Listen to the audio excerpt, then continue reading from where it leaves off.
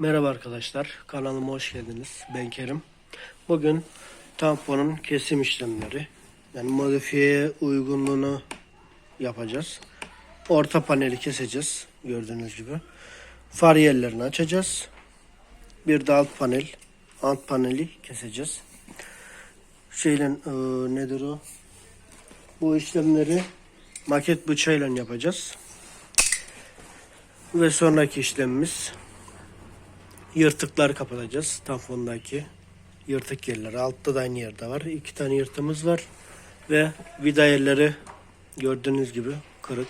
Bunları yapacağız. Yapacağımız işlem bir plastik olacak. Altına böyle tutturacağız. Bu buranın değil, diğer tarafın olduğu için size yani ters gelebiliyor, ters olabiliyor. Her neyse, zaten bunları videoda göreceğiz. Yapacağımız işlem yırtıkları epoksi yapıştırıcıyla tutturacağız. Fazla uzamadan videoya geçelim.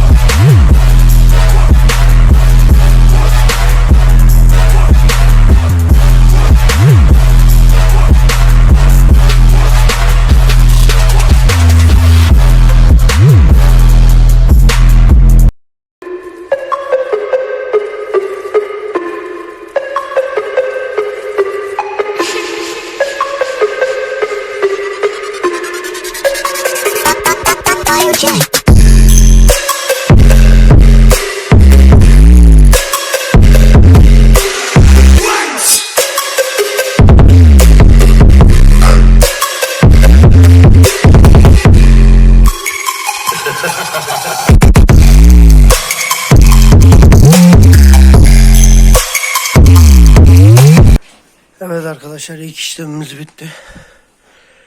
Yoruldum. Gördüğünüz gibi. Tamponumuz tabi böyle durmayacak da biraz şöyle duracak. Şöyle bakalım. Evo musun be? Sanki Evo tamponu. İkinci işlemimiz tamirine geçiyoruz tamponu.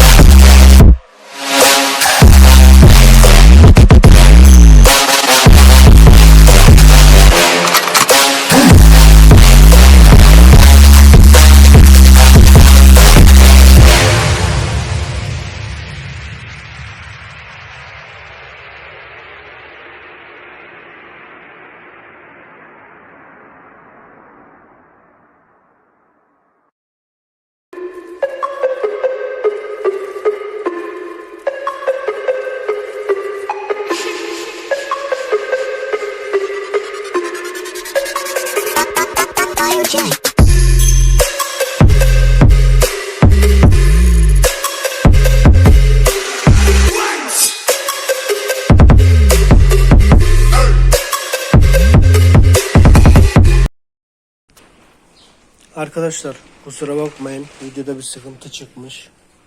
Kaydetmedi yaptığım işlemi. Şimdi yaptığım işlemi göstereceğim.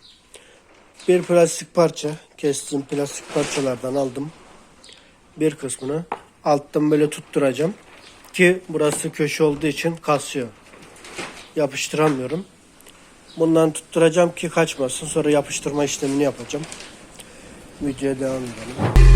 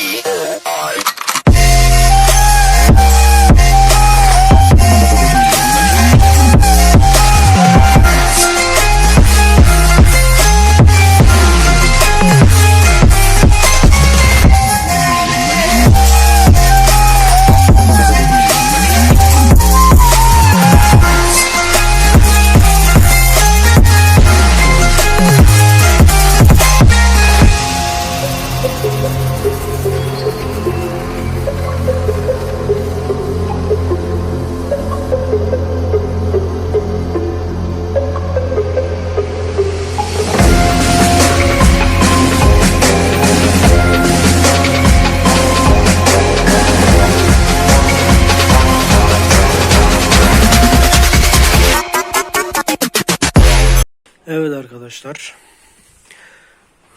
Yırtık yerimizi tutturduk. Yapıştırıcıyı da sürdük. Bunun üstüne daha macun süreceğiz. Bu maksat açıklığı tutsun diye. Bu daha çünkü şey oluyor. Daha yalıtkan oluyor. Epoksi yapıştırıcı. Bayağı da iyi yani, işe yarıyor. Bunları keseceğim. Yani bunları geri sökmeyeceğiz. Bunlar tutsun diye. Çünkü bunları sökersem burası tekrar esnediğinde çatlatma, burası tekrar açılacak, çatlayacak. Burası açılmasa da macunu çatlatır. Onun için bu kalacak. Bunları keseceğiz ispiralle. Şu an ispiralin taşını bulamadım. Yani ispiral taş dedim, ispiralin ağzına sıkılan o şey dükkanda ama nerede bilmiyorum, bulamadım. Her neyse. Onu daha sonra halledeceğim.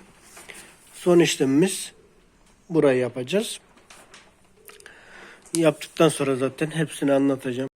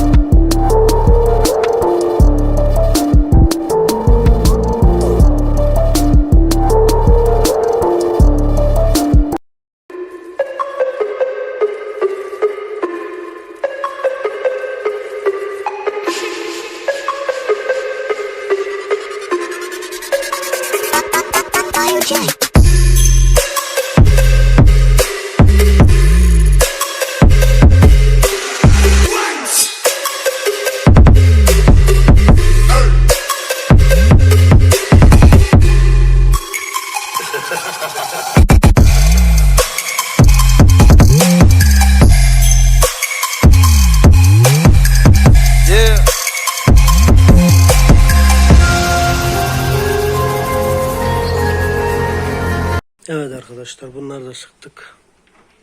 Şu an yapıştırmayacağım. Yapıştırma işlemi olmayacak. Çünkü ilk önce denememi yapacağım. Vida yerleri tutuyor mu, tutmuyor mu, onları tekrar bir deneyeceğim. Denedim daha önce. Olmuştu. Tekrar son kontrolleri yapıp buralara o epoksi yapıştırıcıdan sıkacağım. Masa sağlam tutsun. Üstüne de macunu doldurdum. Oldu, bitti. Bu kadar yani. İşlemimiz şimdilik bu kadar. Dediğim gibi şu an ispiralle ilgili sıkıntı olduğu için yapamayacağım bunu. Bulsaydım videoda onları da halledecektim. Videoda 1 saati buldu zaten. Ben bunu editleyeyim falan. Bir yarım saate düşürmeye çalışacağım. Arkadaşlar, bu kadar emek verdik. Bir abone olup like atarsanız sevinirim. Kendinize iyi bakın. Bir sonraki videoda görüşmek üzere.